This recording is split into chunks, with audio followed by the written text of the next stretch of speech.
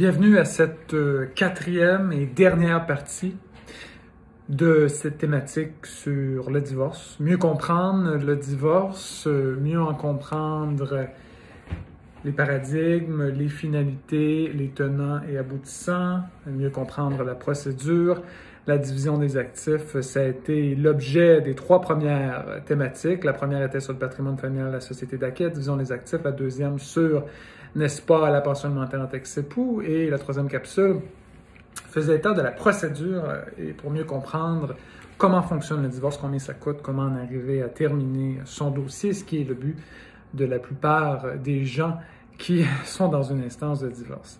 Cette dernière capsule concerne les enfants, la pension alimentaire pour enfants, et la provision pour frais, qui techniquement, la provision pour frais peut concerner des gens qui n'ont pas d'enfants, parce que c'est une provision, c'est une situation où vos frais d'avocat peuvent être payés en totalité ou en partie si vous réclamez une aide alimentaire, ce qui peut inclure une aide en ex-époux. Mais, mis à part ce bémol, cette capsule concerne les gens qui ont des enfants. C'est peut-être la capsule la plus importante. Et de ce pas, nous allons commencer à discuter ensemble et à voir comment fonctionnent les ordonnances de garde d'enfants, notamment à la lumière des modifications substantielles et importantes à la loi sur le divorce qui entre en vigueur à l'été 2020. Je vais faire un survol des nouvelles dispositions, mais je n'entrerai pas dans le détail de tout ce qui est mentionné parce qu'au fond, le critère ultime, le seul critère, n'a pas changé en matière de garde d'enfants, qui est l'intérêt de l'enfant. La nouvelle loi sur le divorce aussi, c'est toujours une situation, pas de bipolarité, mais de double aspect selon moi, parce que, et là ce sont des termes constitutionnels, parce que le divorce c'est de compétence fédérale, les droits civils sont de compétence provinciale, il y a toujours un débat en filigrane quant à savoir le Code de procédure civile, le Code civil du Québec qui prévoit des dispositions de substance concernant les enfants, l'article 33, évidemment, l'article maître du Code civil du Québec concernant l'intérêt de l'enfant, des dispositions également dans le Code de procédure civile qui dicte comment la procédure en matière familiale fonctionne. Par ailleurs, des dispositions dans le Code civil qui prévoient comment l'autorité parentale est partagée entre les parents. Et ça s'oppose au législateur, pas ça s'oppose, mais ça s'arrime avec la volonté du législateur fédéral. Alors, la manière dont les tribunaux ici au Québec vont appliquer en juxtaposition avec le droit civil les nouvelles dispositions de la loi sur le divorce, ça ne fait pas l'objet de ce vidéo, mais je dois vous mentionner, puisque nous sommes au moment que ce vidéo est produit le 22 mai 2020, que dans quelques semaines, les nouvelles dispositions de la loi sur le divorce vont entrer en vigueur. Alors, il faut les mentionner, il faut les connaître, mais sachez que ça ne changera pas, selon moi, le corpus jurisprudentiel sur comment obtenir la garde de l'enfant, comment est-ce que la Cour détermine ça, la garde partagée, etc. Donc, tout ce que je vous dis dans ce vidéo, tenez pour acquis que ça ne changera pas avec cette nouvelle loi qui prendra d'ailleurs plusieurs années, selon moi, à s'installer dans le corpus jurisprudentiel et à être interprété, évidemment, jusqu'à ce qu'on ait une décision de la Cour suprême sur les nouveaux paramètres de la loi. Ça peut prendre un certain temps. Alors, vous avez des enfants, peut-être vous avez un enfant, deux, peut-être vous avez une grande famille pour laquelle je vous félicite. Je comprends, c'est quoi avoir une famille? J'ai une famille moi-même et ça l'a influencer la manière dont je pratique le droit. J'ai toujours été sensible aux enfants, mais le fait d'en avoir, c'est sûr que ça donne une nouvelle perspective.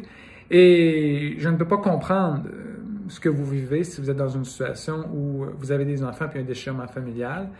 Je ne peux pas le comprendre, mais je peux vous aider à y voir clair d'un point de vue juridique parce que j'ai beaucoup d'expérience en matière de procès de garde d'enfants, des longs procès de garde d'enfants, et je lis presque toutes les décisions qui sortent à ce sujet-là.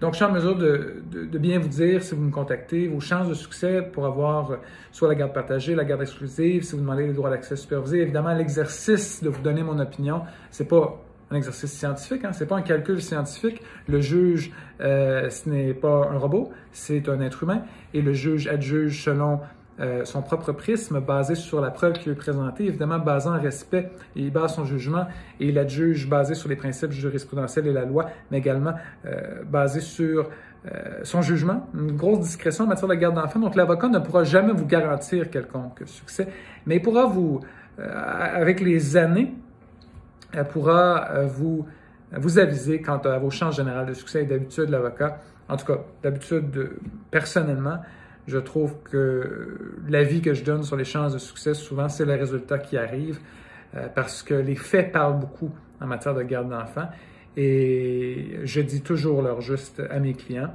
Parfois, on a des surprises. Il y a des dossiers où mon client la garde et puis au début, c'était difficile, mais on a pu réussir dans le cadre d'un procès avec les comptes interrogatoires, avec parfois un rapport d'expertise psychosociale, on parlera de ça, à démontrer que l'intérêt de l'enfant commandait une situation qui, au début, était difficile à prévoir. Mais tout ça pour dire qu'il y a une vaste discrétion qui est accordée au juge. Évidemment, en matière de garde d'enfants, les parents ont souvent tendance à penser qu'ils ont des bonnes capacités parentales et que l'autre parent, parfois, parce que moi, je parle dans un contexte de litige, là.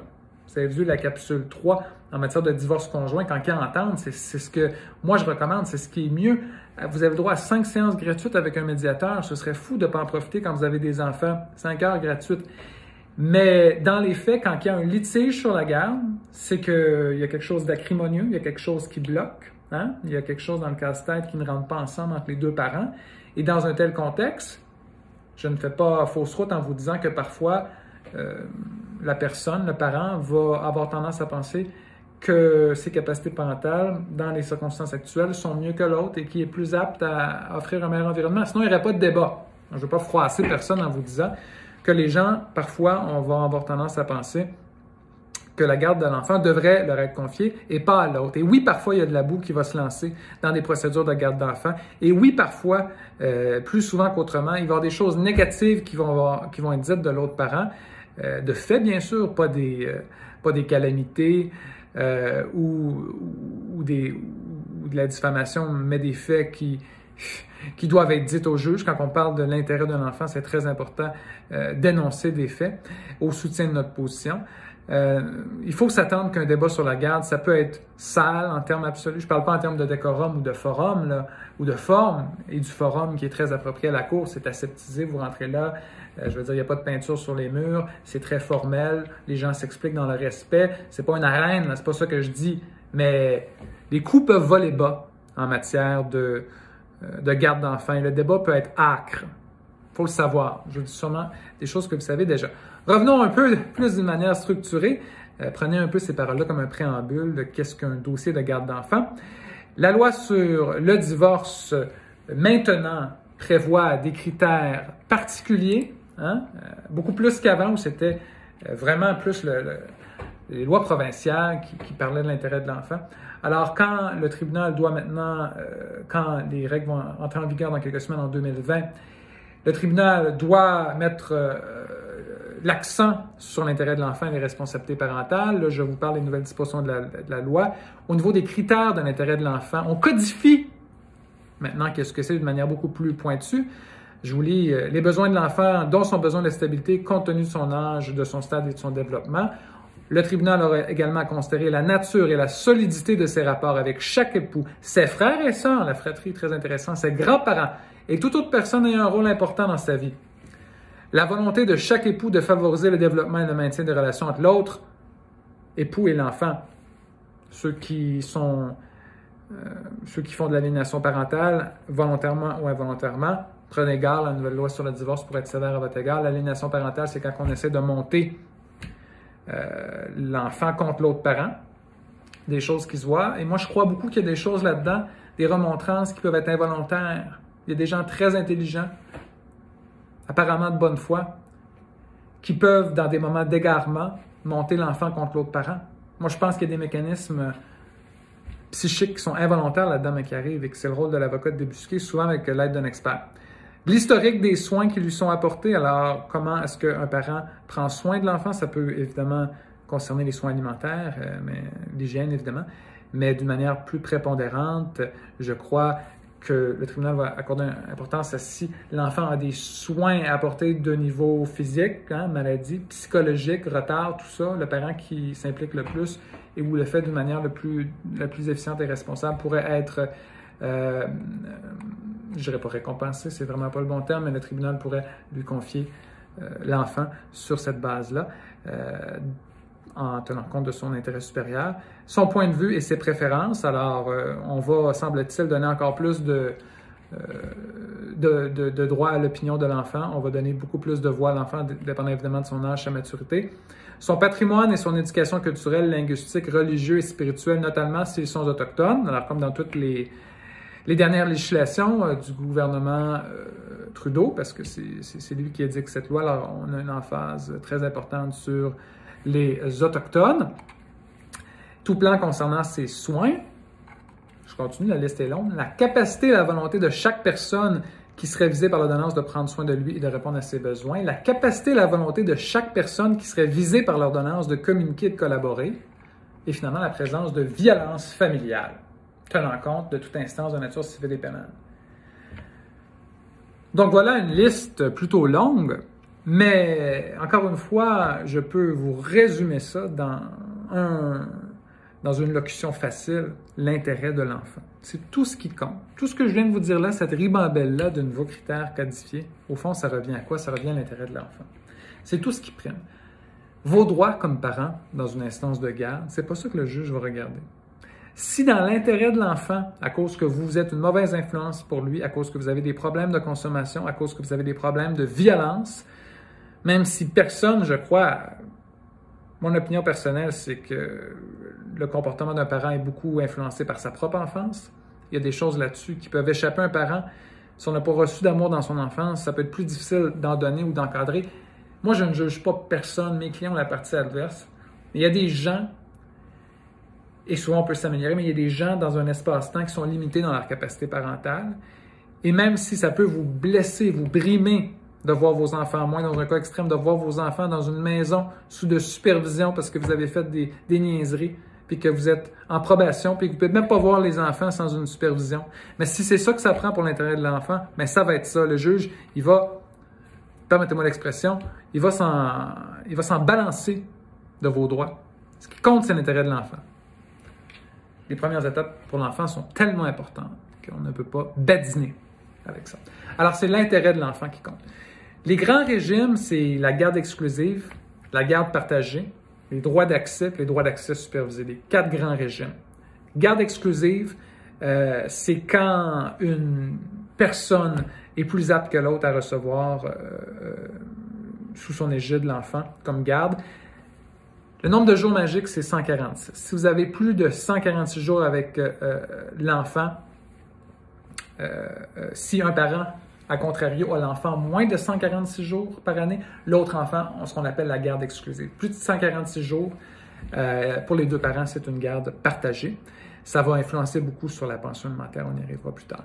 Donc, je me rends compte qu'on a beaucoup de choses à parler. C'est pas juste un Big Mac qu'on mange aujourd'hui, c'est un double ou un triple Big Mac. Je veux quand même garder ce vidéo en bas de 30 minutes. Donc, concernant la garde des enfants, la garde exclusive, c'est quand un parent a l'enfant et que l'autre parent l'a moins de 146 jours par année.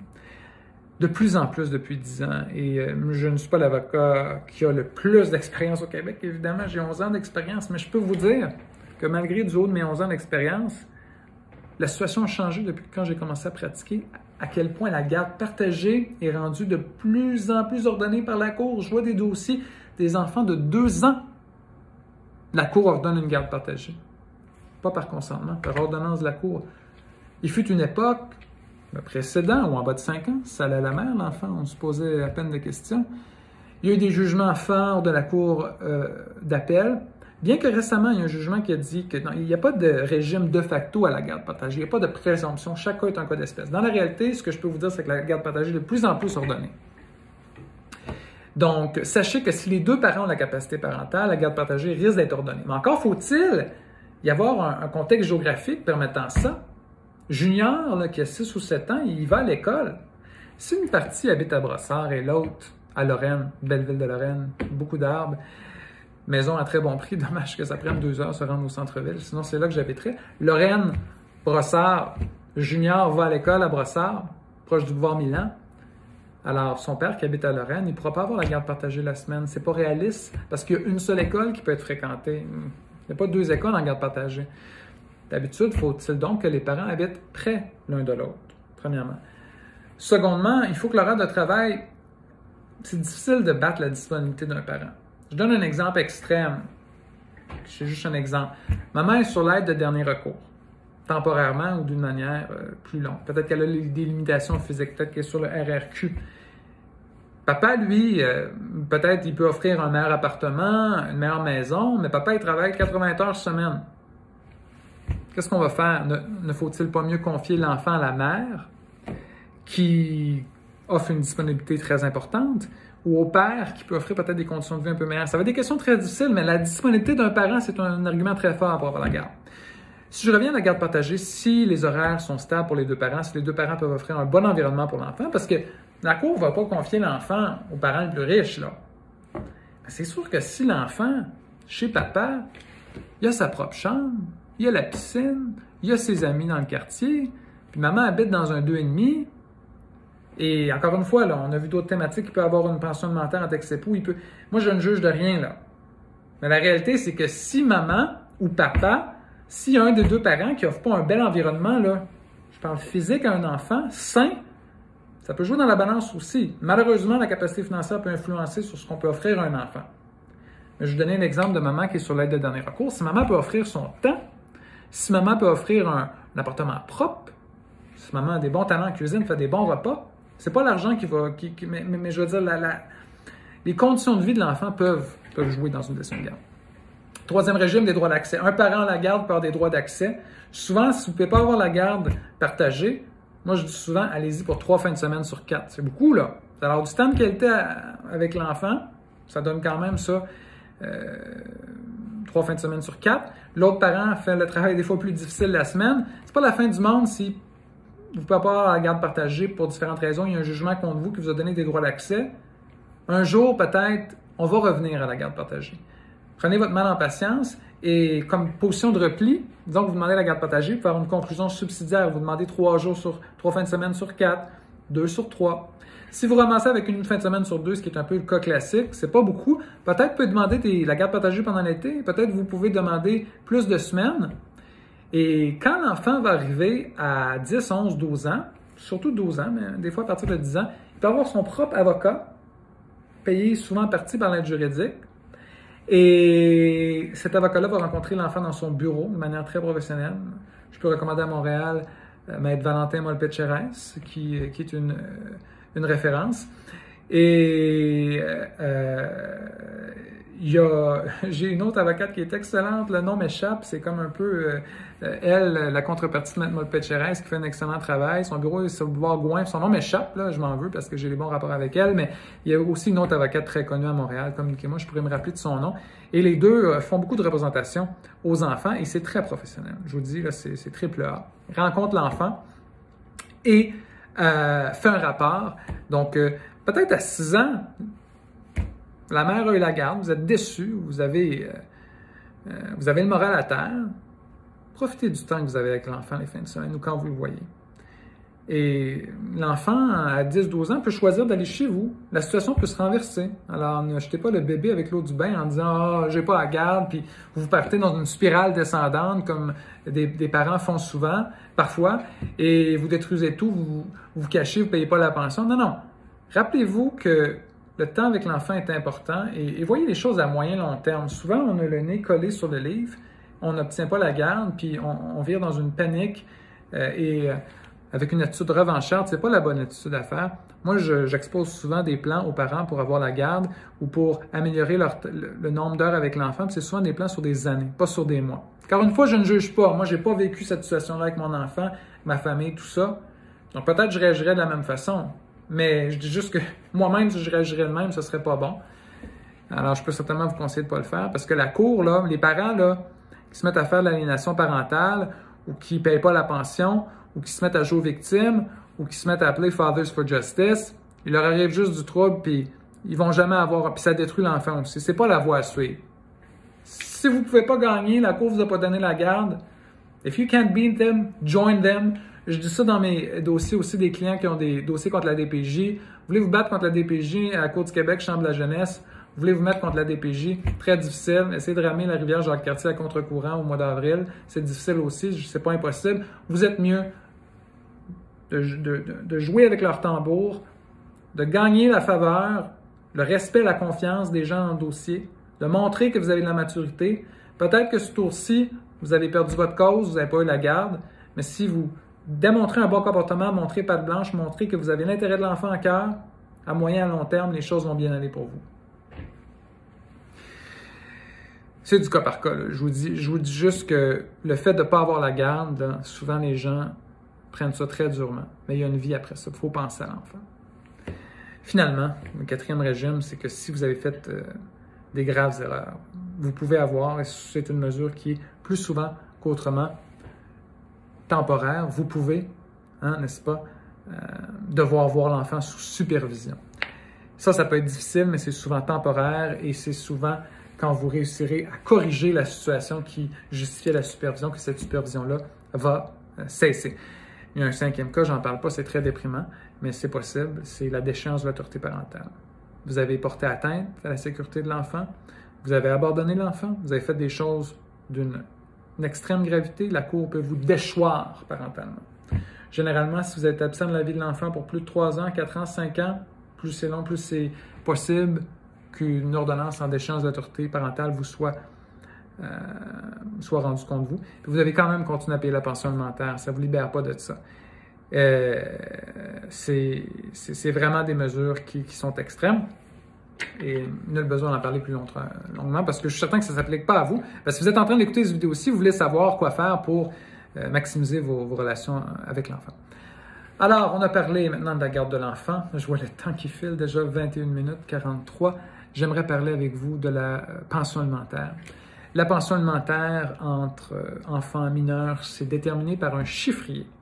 C'est un modèle de calcul où les 2 revenus des parents sont indiqués.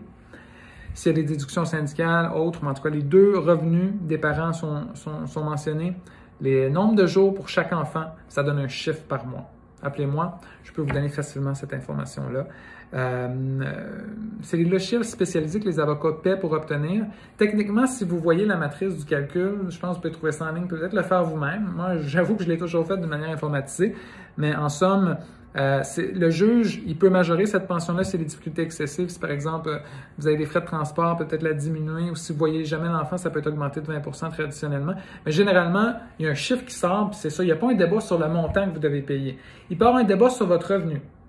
Si l'autre partie peut prouver que vous faites de l'argent comptant, qu'il y a des revenus qui ne sont pas déclarés, vous avez des bénéfices non répartis dans une entreprise, vous avez des actifs extraordinaires qui peuvent être convertis en revenus, votre revenu peut être majoré. De même, si vous faites 15 000 par année, vous avez 35 ans, vous êtes en forme, le juge va au minimum monter votre revenu pour que ce soit le salaire minimum, si pas plus. Si vous démissionnez de votre emploi parce que vous faites la spirale descendante que j'ai parlé tantôt, vous ne voulez plus rien savoir, vous en voulez à tout le monde, dans ce cas-là, le juge peut dire « Monsieur, vous êtes capable de travailler? Vous avez fait le choix de démissionner? Non, je maintiens ce revenu-là. » Et la pension continue même si vous ne la payez pas. Puis là, il y a des arrérages qui s'accumulent, puis on ne peut pas faire faillite d'une pension alimentaire.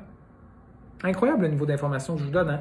Je vous demande, surtout si vous êtes rendu jusqu'à cette marque-ci de la vidéo, si vous pouvez avoir l'amabilité, je dirais même l'obligeance dans les circonstances, bien respectueusement, de liker cette vidéo et de joindre ma page, hein, de vous abonner. Vous n'avez pas de compte, créez-en un, allumez les notifications. Faites ça pour moi, c'est très apprécié. C'est une chaîne très spécialisée ici. Si vous avez suivi toutes les vidéos que j'ai faites sur divorce, c'est tout du one take, sauf le vidéo 2. Je pense qu'à un moment donné, quelqu'un cognait à ma porte, j'ai arrêté, j'ai recommencé. Mais sinon, c'est tout du one take que je fais. Je vous partage mes connaissances comme ça. Et ça va jamais, c'est jamais une chaîne qui va devenir exponentielle à cause c'est trop spécialisé comme sujet. J'ai besoin de vous pour liker, pour me donner une chance de partager cette page-là avec plus de personnes. Alors, la pension alimentaire, on a discuté aussi dans d'autres vidéos, je le confirme, que c'est défiscalisé. Ce que vous recevez en pension alimentaire, c'est net. Sachez que si la partie adverse est sur l'aide de dernier recours, imaginez-vous, vous allez payer une pension alimentaire qui va aller pour payer son aide de dernier recours. Ça, c'est frustrant des fois, sauf des fois un 100 $ de plus que cette personne-là va garder. Sachez que le ministère du bien-être, je paraphrase le nom du ministère, peut, Solidarité sociale, etc., de la famille, peut vous poursuivre ou non en tant que personne subrogée de la personne sur l'aide de dernier recours pour vous demander une pension. Même si madame qui est sur l'aide sociale ne le veut pas, sachez que ça peut arriver. Pension alimentaire est d'ordre public.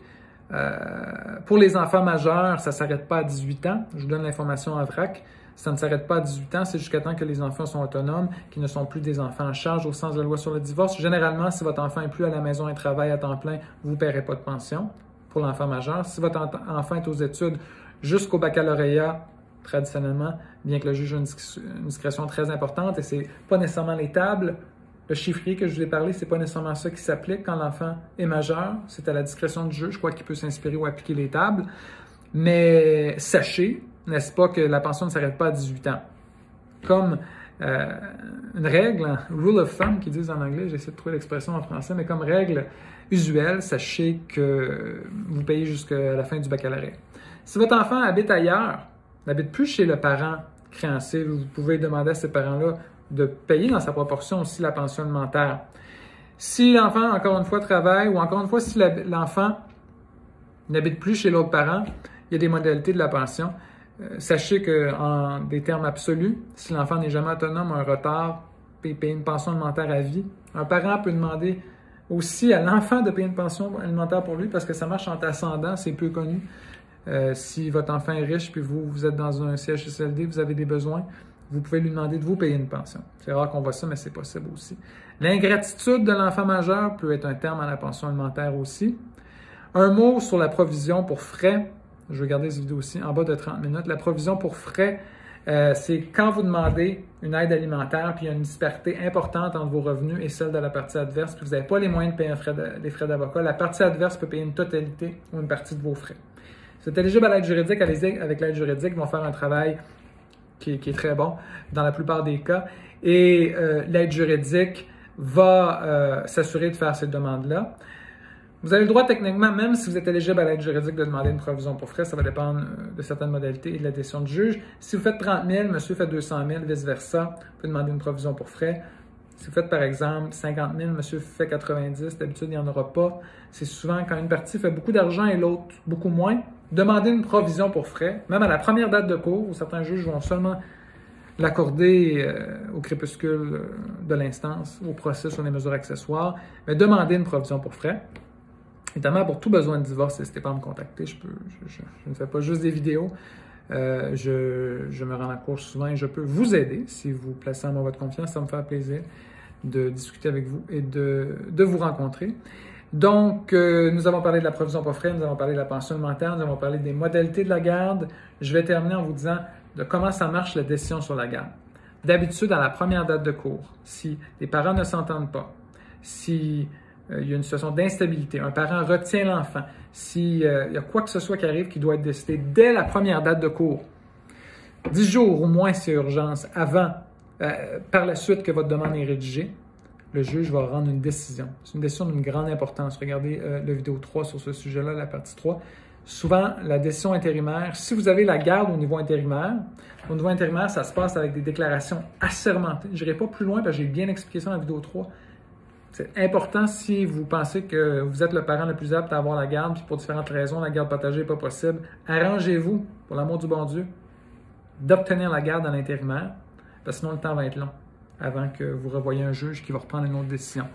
Et le rôle de l'avocat de bien monter le dossier avec une déclaration assermentée, avec des pièces s'il y en a au soutien, c'est très, très, très, très important. Pour moi, c'est toujours le rôle le plus important de l'avocat, c'est au niveau intérimaire. Pourquoi? Parce que vous ne témoignez pas, c'est l'avocat, entre guillemets, qui est en vedette avec son collègue, qui a la grande responsabilité d'expliquer au juge pourquoi la décision intérimaire doit être en faveur de son client. C'est un grand rôle que j'ai assumé à plusieurs reprises et que je peux faire pour vous si vous en avez besoin. Ordonnance intérimaire. Finalement, un mot peut-être sur les autres étapes, mesures provisoires, mesures accessoires, qui viseront à rendre un jugement final. Si vous n'avez pas reçu la garde, bonne chance un an après pour essayer de revenir à la cour. L'écoulement du temps en soi ne constitue pas un changement dans la situation de l'enfant, bien qu'indirectement, par expérience, ça peut l'être quand ça fait plusieurs années, parce qu'il va de fait y avoir des situations factuelles qui ont changé dans la vie de l'enfant. Autant que j'ai dit que l'intérimaire, c'est super important, c'est vrai parce que ça donne le tempo au dossier, ça peut maintenir un statu quo ensuite. autant que c'est lors des mesures accessoires qu'une décision finale est prise et que c'est important que cette décision-là finale soit en votre faveur parce qu'ensuite, il va y avoir une stabilité et cette décision-là sera en quelque sorte un jalon dans le dossier en béton qui sera difficile de changer par la suite. Il y a sûrement des choses qui n'ont pas été abordées dans cette vidéo. Plus de 30 minutes. Vous voyez que le sujet de la garde de l'enfant, c'est un sujet qui peut susciter les passions. Si vous avez comparé cette vidéo-ci aux 3 autres que j'ai faites dans cette thématique-ci, vous avez même vu plus de passion dans la manière dont je vous parlais. Les enjeux sont plus importants. Il n'y a rien de plus important que la garde de l'enfant.